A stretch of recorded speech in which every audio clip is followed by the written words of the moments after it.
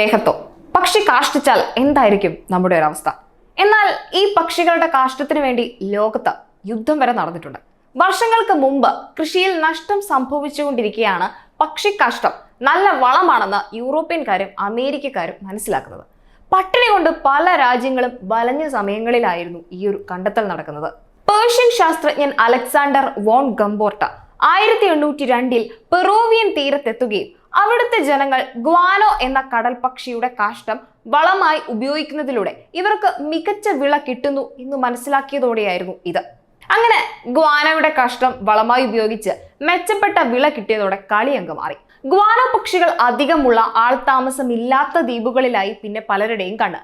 കാരണം ദശലക്ഷക്കണക്കിന് കടൽ പക്ഷികളാണ് കരീബിയൻ തീരത്തെ ആളൊഴിഞ്ഞ മിക്ക ദ്വീപുകളിലും ഉണ്ടായിരുന്നത്. ഇവയുടെ കാഷ്ടം ചാക്കുകളിൽ നിന്ന് ഇവിടെ നിന്ന് കടത്താൻ തുടങ്ങി.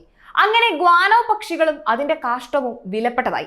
1850 സ്റ്റേറ്റ് ഓഫ് യൂണിയൻ പ്രസംഗത്തിനിടെ US president Millard Fillmore guano പക്ഷികളുടെ കാഷ്ടം ലഭ്യമാക്കാൻ എല്ലാ മാർഗങ്ങളും ശരിയായി ഉപയോഗിക്കണം എന്ന് പറഞ്ഞതോടെ കാഷ്ടത്തിനായി കടലിൽ രാജ്യങ്ങൾ തമ്മിൽ യുദ്ധം വരെ നടന്നു. അങ്ങനെയാണ് ഗ്വാനോ ഐലൻഡ് ആക്ട് 1856 അമേരിക്കയിൽ ഉണ്ടായത്. ഗ്വാനോ കാര്യമായി കാണപ്പെടുന്ന ദ്വീപുകളെ ആക്രമിച്ചു പിടിക്കാൻ നാവികർക്ക് അധികാരം നൽകുന്നതായിരുന്നു ഇത്. ഏതാനും വർഷങ്ങൾക്കുള്ളിൽ യുണൈറ്റഡ് സ്റ്റേറ്റ് ഏകദേശം 200 ഗ്വാനോ ദ്വീപുകൾക്ക് അവകാശവാദം ഉന്നയിക്കുകയും അവയുടെ സംരക്ഷണത്തിനായി നാവികസേനയെ അണിനിരത്തുകയും ചെയ്തു. ഇന്നും 9 ദ്വീപ് അവരുടെ ഉടമസ്ഥതയിലുണ്ട്.